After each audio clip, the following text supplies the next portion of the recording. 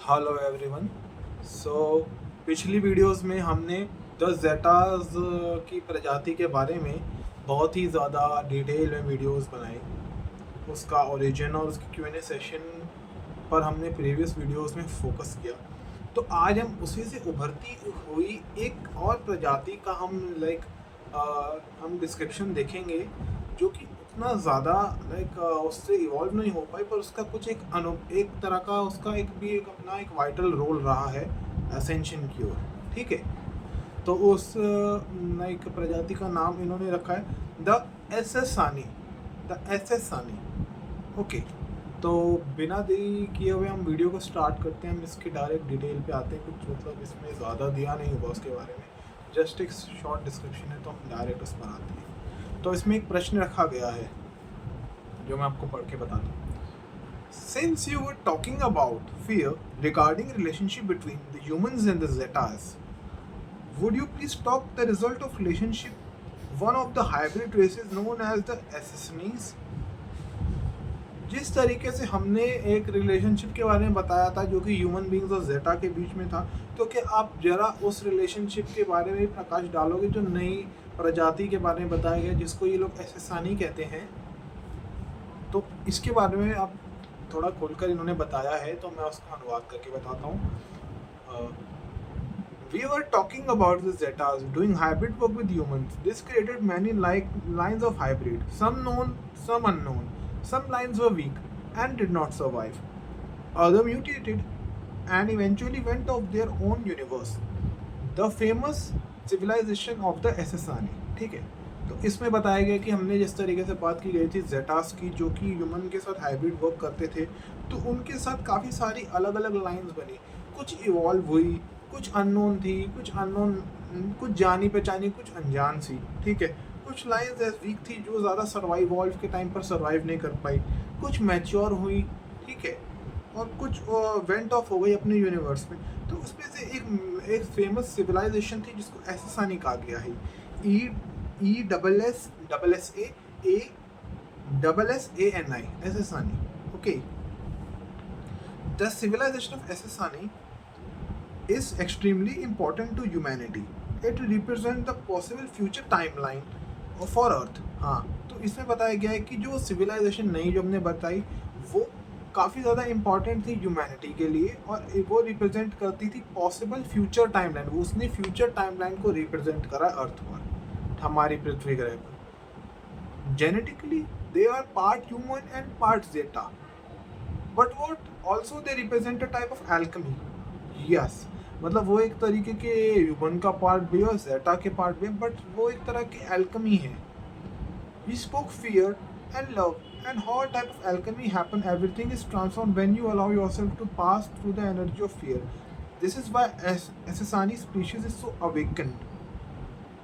Means ये कि जिस तरीके से हमने बताया कि हम कैसे अपने आप को ट्रांसफॉर्म कर सकते हैं फियर के थ्रू, कि हमने अपने आप को चेंज किया फियर के थ्रू, तो उसके हिसाब से वो जो अभी जो मैं बार बार एसेसानी नहीं बोलूँगा, इसको एज अ दे स्पीशीज़ करके कहेंगे।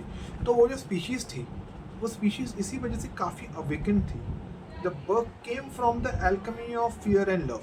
वो बेसिकली जो एल्केमी जो आया है, वो आया है फियर के थ्रू और लव के through.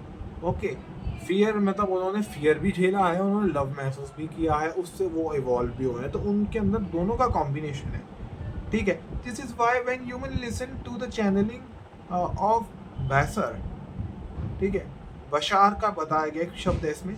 This is why when human listen to the channeling, sorry my bad. इसी वजह से जब ह्यूमन बाशर की चैनलिंग को सुनते हैं थ्रू डायल अनका, ये कुछ नाम इसमें दिए गए हैं, इनके बारे में भी मैं आपको डिटेल में नेक्स्ट वीडियो में बताऊंगा। ये आगे ज़रूर इसमें कंटिन्यू किए गए हैं। They can feel the power of the alchemy which give them confident that they do can walk through their fear. इससे उनको एक पावर मिलती है कि वो भी अपने फियर पर काबू पा सकते हैं और उससे आगे बढ़ सकते हैं। तो मतलब एक तरीके से हमने यही जाना कि ये एक अलग उसी से निकली हुई प्रजाति है, जिसके अंदर फियर और लव दोनों की पावर है, उनको बैलेंस करके चलना, और वो काफ़ी अवेकेंड रही हैं। जैसे कि हमने डेट जेटास में देखा, जो लिमिटेशन जेटास के अंदर थी उसको इन्होंने ओवरकम करा है।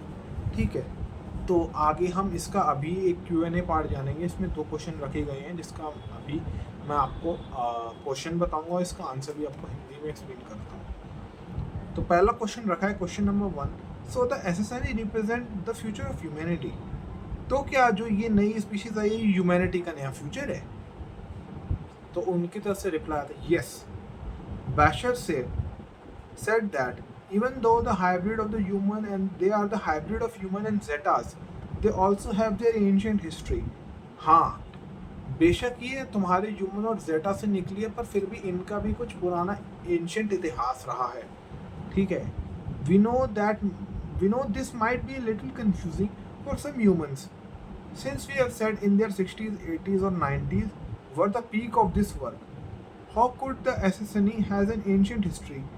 अब ये चीज़ बहुत ज़्यादा कंफ्यूजिंग हो सकती है ह्यूमन के लिए कि भाई उन्होंने तो बताया कि 60s, 80s, 90s उनका मतलब जो ह्यूमंस का बहुत ज़्यादा पीक वर्क था, तो इनका एवोल्यूशन कब हुआ, मतलब ये कब कह सकते हैं ये कब पिक्चर में आए कि इनका कैसे एक एंशिएंट इतिहास हो सकता है।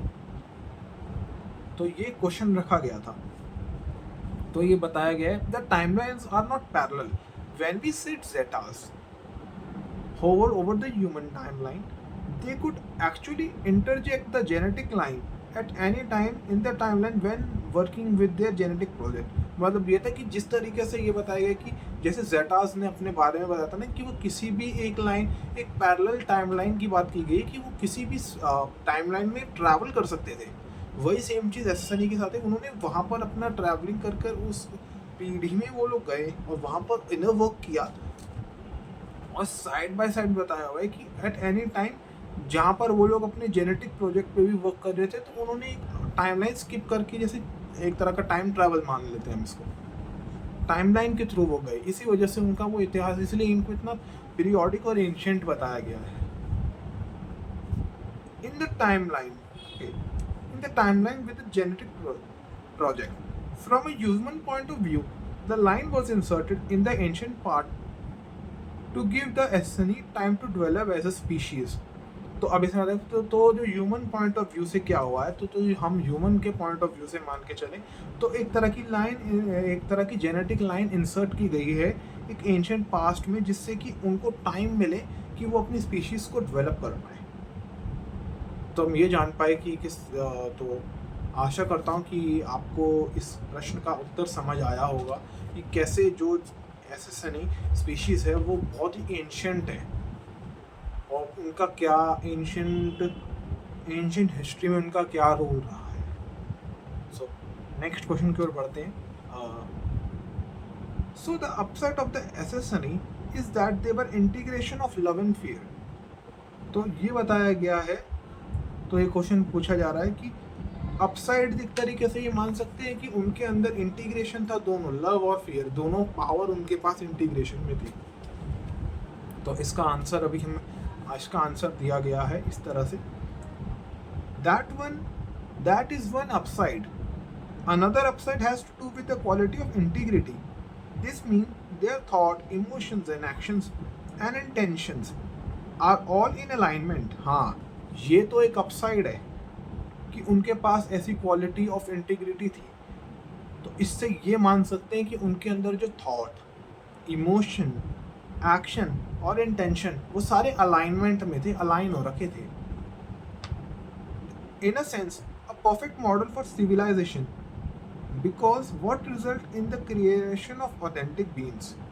एक तरीके से मान सकते हैं कि परफेक्ट मॉडल था वो सिविलाइजेशन का, जहाँ सारी की सारी सोच जो इसमें बताई गई है, सोच, एक्शन, इंटेंशन, वो सब एक साथ अलाइन हो तो एक परफेक्ट मॉडल तैयार होता है।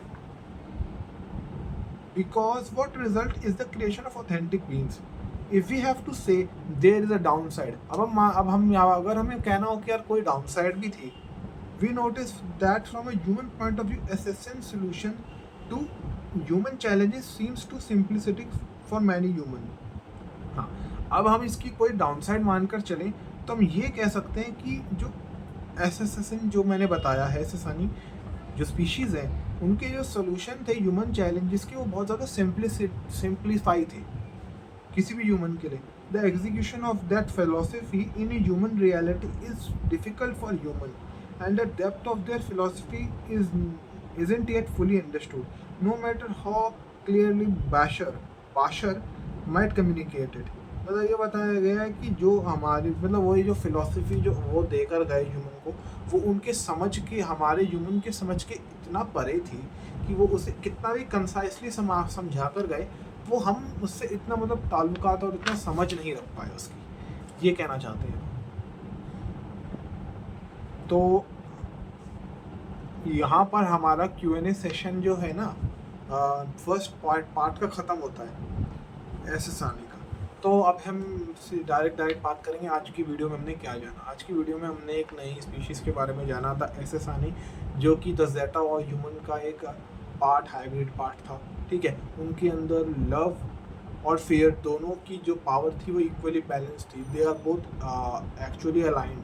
उनके अंदर जो फ्रीक्वेंसी थी वो प्रॉपरली बैलेंस थी।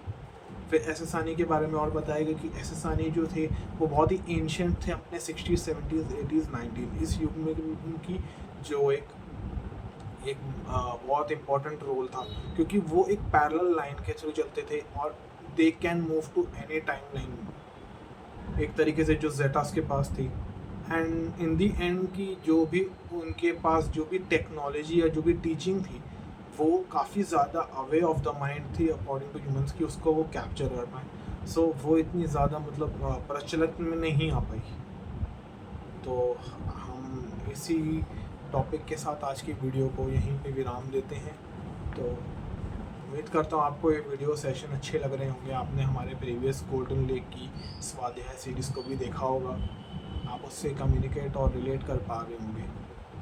तो thank you for watching this video. I hope आपको ये वीडियो अच्छे लगे हैं। प्लीज़ लाइक शेयर और कमेंट कीजिए इस पर। अगर आपको कहीं डाउट है तो please let us know in the comment section. और जो इसमें टर्मिनोलॉजीज बाशर वगैरह के बारे में बताई गई हैं आगे वीडियोस में कंटिन्यू होंगी। अब जो नेक्स्ट वीडियो में हम द ओरायंस के बारे में जानेंगे। Okay, thanks for watching.